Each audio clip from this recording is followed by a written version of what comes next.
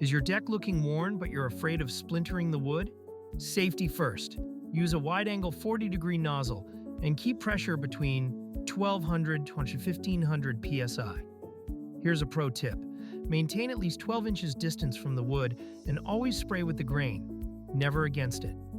The key to preventing damage is consistent movement. Never linger in one spot. Start with a small test area first. This gentle approach removes dirt without destroying your deck's surface. Need some pressure washing? Leave an inquiry at www.slon.org.